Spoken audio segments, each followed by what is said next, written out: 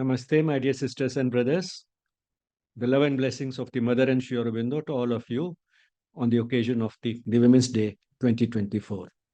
Today, what I'll share with you is a passage from the Mother's words of long ago, which is based on a talk that she delivered to the women of Japan somewhere between 1916 and 1920, the period during which she was in Japan. And this passage is primarily about the power that the women have to mold the future even before the child is born.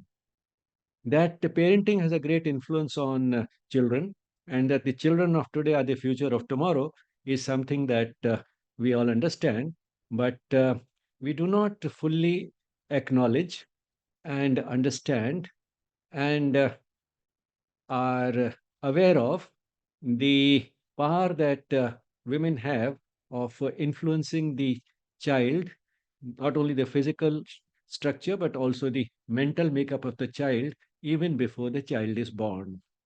We are unable to make use of this capacity that the women have, partly because we are not aware of it, and partly if we get some hints of it from here and there, we are not ready to believe it. And the mother addresses both these doubts in this passage that I'll share with you now. So while talking to the women of Japan somewhere between 1916 and 1920, the mother said, true maternity begins with the conscious creation of a being, with the willed shaping of a soul coming to develop and utilize a new body. The true domain of women is the spiritual. Now, this is a very powerful sort of a couple of sentences. True maternity begins with the conscious creation of a being. So, in fact, parenting is not the beginning of what type of a child we create. The process begins during pregnancy. True maternity begins with the conscious creation of a being. Because, after all, what does pregnancy involve? The pregnancy involves the soul getting embodied. So, there's a soul coming from some other world, deciding to get embodied in the womb of this mother. And the mother has the capacity to use her will to shape the type of body and mind that the soul will come to be enveloped in. So, true maternity begins with the conscious creation of a being, with the willed shaping of a soul coming to develop and utilize a new body. The true domain of women is the spiritual. So, the role that women have in this world, the true domain of women is the spiritual. So, this, sums up the great role, the unique and privileged role that women have in the world. On one hand, creating the type of consciousness that the children of tomorrow will have. And secondly, themselves progressing spiritually through the type of opportunities they get during maternity and during parenting, and of course, throughout life. On the whole, women get more of these opportunities for spiritual growth than men do. But we'll not digress into that. We'll stick to this passage and what this passage is, and that is important enough in itself. The true domain of women is the spiritual. To bear a child and construct his body almost subconsciously is not enough. The work really commences when, by the power of thought and will, we conceive and create a character capable of manifesting an ideal. So let's have an ideal in mind, particularly ideal in relation to the level of consciousness. That is the type of awareness that the child will have, the type of things that the child would be interested in, the type of things that will attract the child, the type of thoughts and feelings that will dominate this child, and and to put it in a nutshell, the extent to which the body and the mind of this child will be illumined by the divine essence or the soul of the child. To bear a child and construct his body almost subconsciously is not enough. In fact, that is exactly how it is looked at. That once the woman is pregnant, the baby will grow on its own, and the woman can just go around her everyday work as she generally does, and the baby can keep growing without the mother being very conscious of it, although most women perhaps are. But then the way they are conscious of it is what is important. So, just to bear a child and construct his body almost subconsciously, that is taking it as a process which will take its own course. And at the most, there may be some emotional involvement and bonding that the mother might have, but then that in no way is influencing what type of a child would be born. That is the type of idea that prevails in the society. Uh, to bear a child and construct his body almost subconsciously is not enough. But then that way of looking at the process of maternity is not enough. The work really commences when, by the power of thought and will, which means the work really commences not with parenting after the child is delivered, but before that. The work really commences when, by the power of thought and will, that is what the mother of the child who is still in the womb thinks and decides about what type of a child she wants. The power of thought and will, we conceive and create a character capable of manifesting an ideal. So we have an ideal in mind. Everybody wants that the child that we get should conform to that ideal, conform at least as closely as possible. But then we feel that is something which is beyond us. And if at all we can contribute to it to some extent, is after the child is born, the type of parenting we provide. But the fact that the thought and will of the mother, while the child is still in the womb, can contribute to creating a particular type of character which comes close to the ideal that the woman has, is something that has been emphasized in this passage. And then the mother knew it, and so she says, "Do not say that we have no power for realizing such a thing." And then she goes on to refute this by saying, "It is by surrounding women with forms of art and beauty that little by little the ancient Greeks created the exceptionally harmonious race that they were." Now, the Greek civilization of around the 4th century BC, the periods of Aristotle, Plato, and Hippocrates, and so on, was the peak of the Greek civilization. And to this day, the Western civilization takes great pride in being a continuation of the same. And the hallmark of the Greek civilization was harmony, harmony of both body and the mind. And this was achieved, as the mother says, by surrounding women, particularly pregnant women, that's understood, with forms of art and beauty. Now, that may look like a remote sort of example from history long back, but then the mother says, "I remember very clearly two little girls. They were twins and perfectly beautiful. But the most astonishing was how little like their parents they were." So, it's not because they had inherited this beauty from the parents. They were quite unlike their parents, these perfectly beautiful little girls who were twins. They reminded me of a very famous picture painted by the English artist Reynolds. Reynolds was an 18th century British artist, and he was particularly fond of the drawing children. So he would have models in front of him, the children, and then he would paint them. And uh, he has some very beautiful, cute paintings of children, infants, toddlers, and grown-up children. uh, the most astonishing was how little like their parents they were, these twin girls who were perfectly beautiful. And they reminded the mother of a very famous picture painted by the English artist Reynolds. One day I made this remark to the mother, that is, the mother of these twin girls, who immediately exclaimed, "Indeed, is it not so? You will be interested to know that while I was expecting these children, I had hanging above my bed a very good reproduction of Reynolds' picture. Before going to sleep, and as soon as I woke, my last and first glance was for that picture."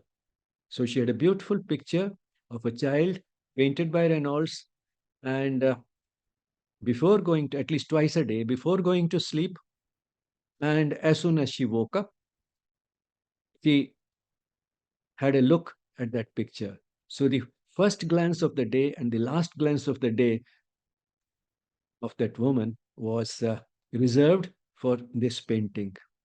And with that went a prayer. In my heart, I hoped May my children be like the faces in this picture. You see that I succeeded quite well. In truth, she could be proud of her success, and her example is of great utility for other women. I don't know which picture exactly it was, but here is one that I have been able to select from the internet of a beautiful little girl with that puppy. You can see the love oozing out of that girl and how beautiful she looks. And this picture is by Reynolds, and the model is Miss Jane Bowler. The painting was drawn in 1775 and forms a part of the Wallace collection in London, the UK. And here's the source given for this painting. So you can have a good look at this painting again. This is the type of painting that that woman had in her bedroom, and she looked at it at the beginning of the day and the end of the day and hoped that her children would look like that. And indeed, she succeeded in getting twins, not one, but two children who looked exactly like that painting. But if we can obtain such results on the physical plane where the materials are the least plastic, how much more so on the psychological plane where the influence of thought and will is so powerful? You know, the physical plane or the body is resistant to modification. It is least plastic. That is, it cannot be molded easily. It offers great resistance to transformation. So, if we can obtain such results on the physical plane where the materials are the least plastic, how much more so on the psychological plane where the influence of thought and will is so powerful? Body, is the gross manifestation of the divine, and the gross manifestation is less plastic. The more subtle the manifestation, the more plastic it is, and the life force or the vital is more plastic than the physical, and the mental even more plastic than the vital. So the emotional part of the being and the intellect, they are much more plastic than the body. And if the body can be molded to this extent, in spite of being the least plastic, how much more we can expect the mind and the intellect, the emotional part of the being and intellect to be molded by a similar process. So, how much more so on the psychological plane we can expect, where the influence of thought and will is much more powerful than on the body.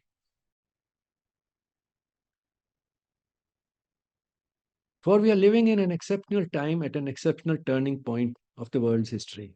Now, here the mother gives another important aspect to it, and that is that this has always been important, this aspect of maternity, but at the current time, and the current time was about 100 years ago when she's talking about, um, and this continues to be so even today because the type of major shift that the mother is talking about in the world is a slow process, but at the same time, this is the time when that process is going to pick up, and uh, we are aware of that, as the shift in the level of consciousness, which is around the corner, which the mother and Sri Aurobindo have talked about extensively, and which will give us a better world.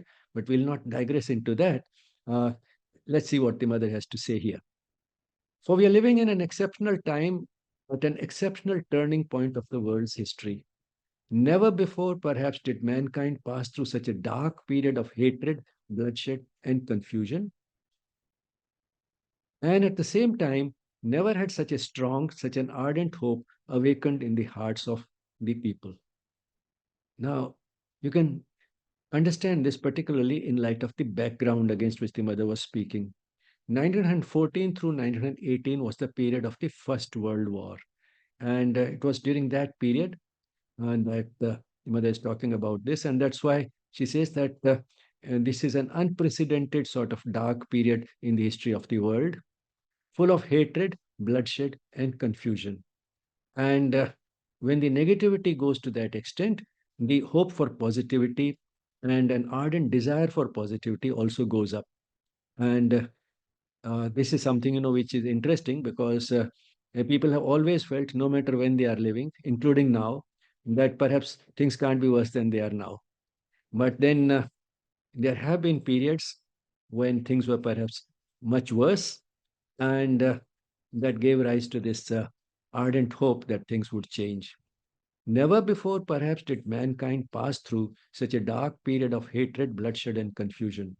And at the same time, never had such a strong, such an ardent hope awakened in the hearts of people. The hope for an improvement, the hope for a turnaround. And who will bring about this turnaround? The future generation. And who creates this next generation?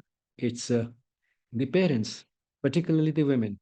And the fact that this process can begin during pregnancy during is what makes this doubly important. Indeed, if we listen to our heart's voice, we immediately perceive that we are more or less consciously waiting for a new reign of justice, of beauty, of harmonious goodwill, and fraternity. So, this is a heartfelt desire, a voice coming from the depths of our being that we want the human race was wanting at that point in time in view light of the background of the First World War, in that the human race wanted very strongly, very passionately, a new reign of justice, of beauty, of harmonious goodwill and fraternity, of brotherhood and sisterhood. And this seems in complete contradiction with the actual state of the world. But then this looks like an imaginary, type of wishful thinking, uh, something which uh, utopia which cannot be realized. But then we all know that never is the night so dark as before the dawn. So the darkest period of the night is just before the dawn. And if we extrapolate that, may not this darkness then be the sign of an approaching dawn? Means in this hatred and bloodshed could be the sign of a turnaround, that things are going to change radically.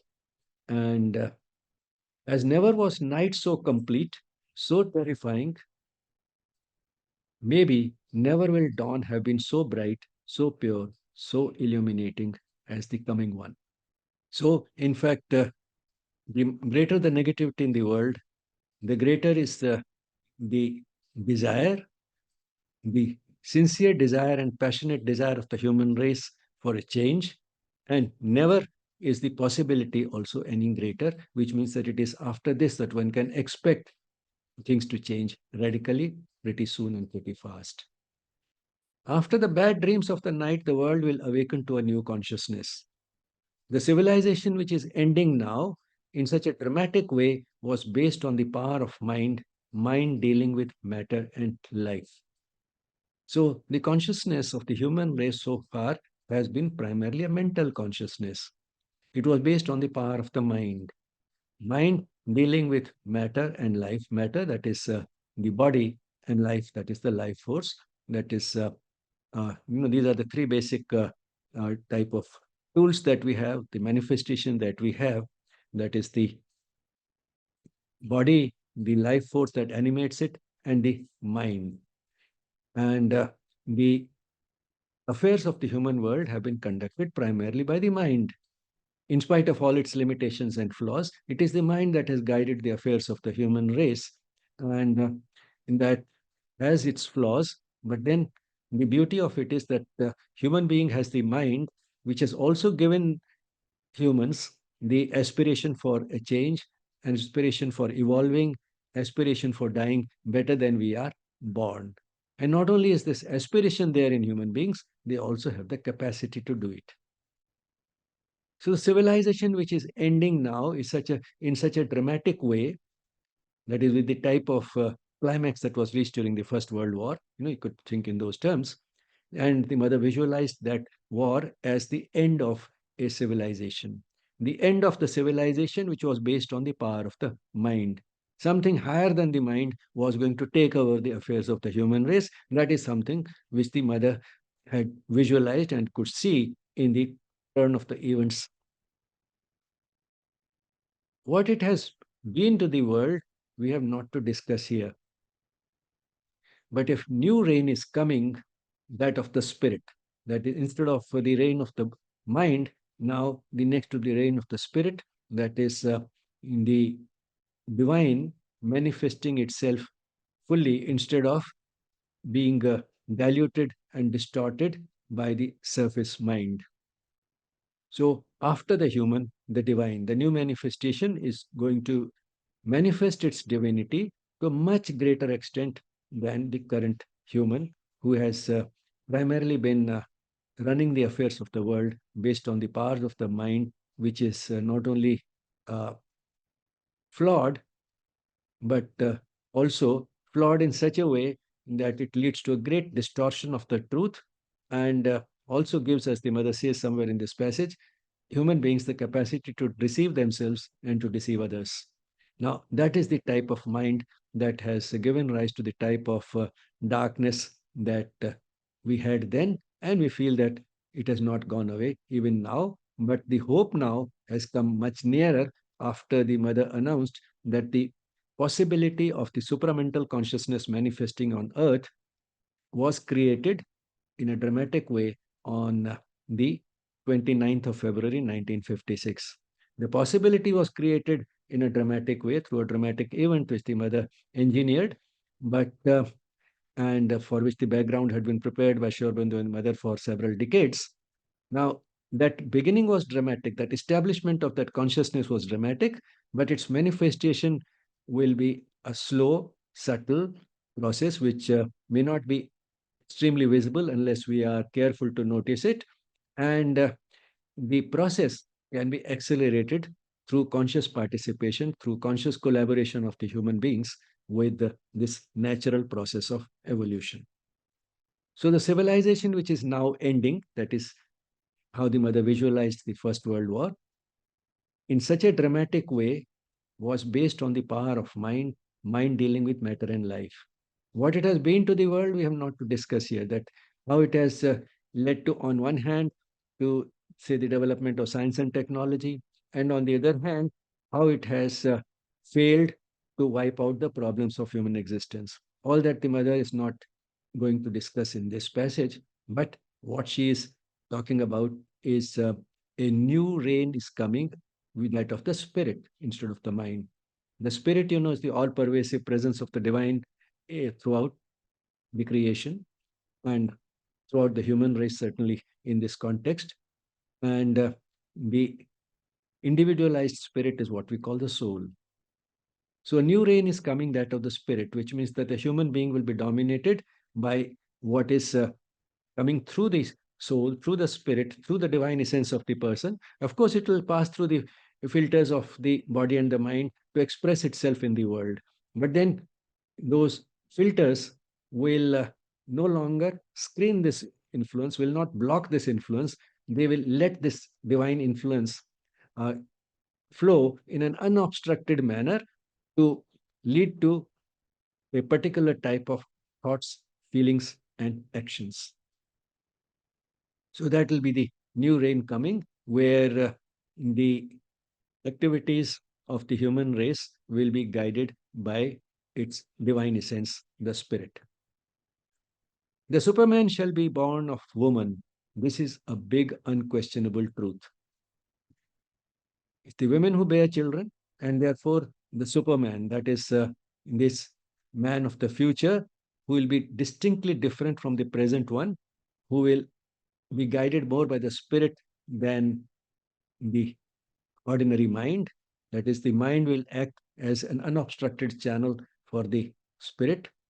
And this type of a mind, which we may call the super mind, and the person who has this, the Superman, will also be born to women as the children always have been.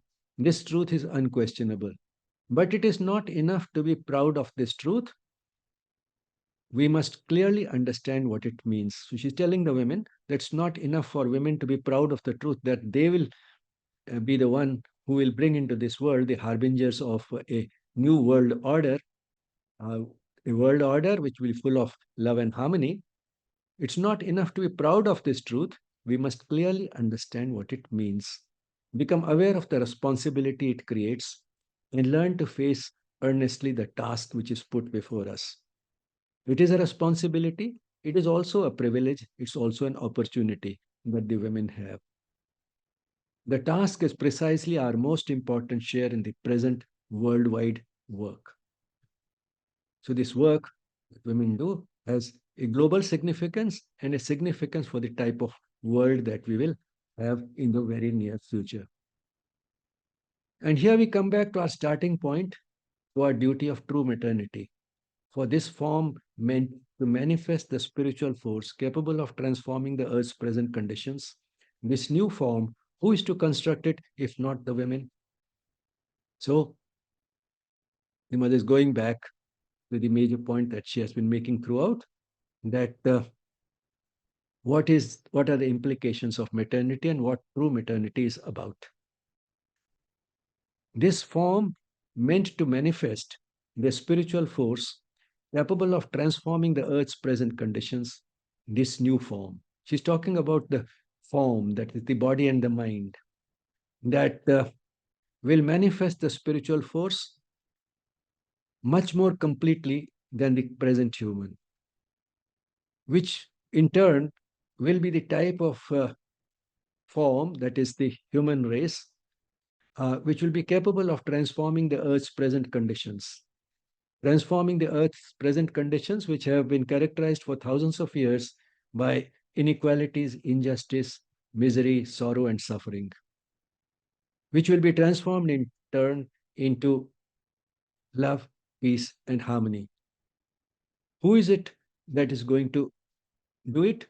Who those human beings who will manifest the spiritual force as completely as possible within the limitations of form, and who is to construct this new form, where it will be constructed in the wombs of the women. And so it is the women who will construct that new form. And will that new form be constructed spontaneously only as a result of the evolutionary thrust? To some extent, it will be. But can this process be accelerated? Yes, it can be accelerated, not only by the type of parenting that we provide to the children, not only by the type of education that we provide to the children, but also by what the women think and feel and will and wish and pray for while they are pregnant. And even before they become pregnant, have sort of this is a continuous process. One, the type, the desire, the aspiration to not only fulfill the needs of motherhood, but also what type of motherhood. That is something which can start even much before a woman conceives. Now, in all this, what is the role of men? The role of men is to create the type of conditions, to provide the type of conditions, to provide the type of love and respect to women, which will make it easy for women to have this type of aspirations and put that realize that aspiration. So again, men and women have to work together on this. The visible participation may be more that of the woman, but then the role of men in creating that type of conditions, in cooperating in creating that type of an atmosphere in the world, it's certainly something which men also can't escape. That also is that is the duty of women, that is the responsibility that the men have, and that is also the opportunity and the privilege in a way that men have. So they have their own role to play in creating a better future. The mother said all this to the women of Japan between 1916 and 1920. Uh, Here I have given only a few excerpts from it, but the entire piece appears in the collected works of the mother, commonly called CWM, Volume 2, pages 157 to 168. Like all the works of Sri Aurobindo and the mother, uh, this volume and all other volumes of the collected works of the mother are available for free download on the website of Sri Aurobindo Ashram, Puducherry. And of course, if you are interested only in this booklet, uh, Words of Long Ago, very powerful book, uh, then it is also available as a separate book, Words of Long Ago. Let's go over the passage slowly. Sorry, I've been going over it slowly. Let's go over the passage once more, a little faster.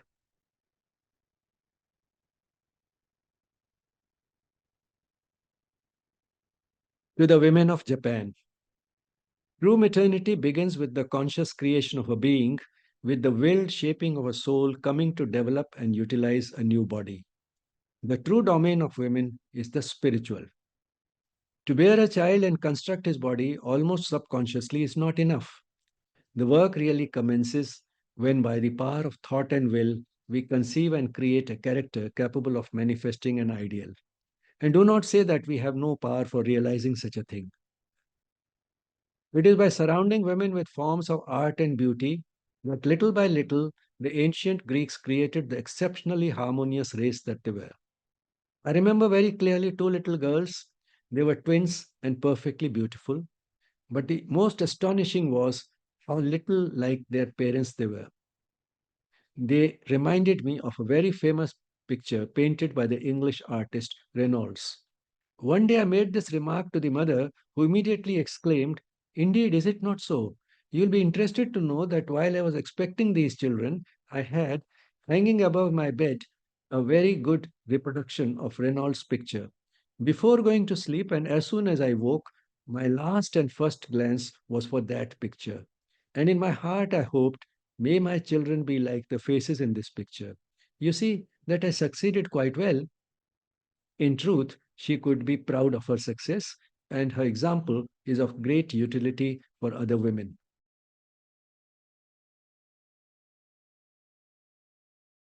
But if we can obtain such results on the physical plane, where the materials are the least plastic, how much more so on the psychological plane, where the influence of thought and will is so powerful?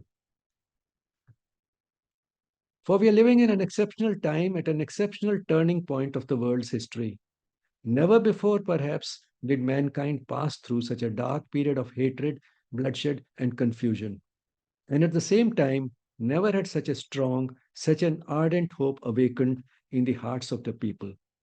Indeed, if we listen to our heart's voice, we immediately perceive that we are, more or less consciously, waiting for a new reign of justice, of beauty, of harmonious goodwill and fraternity.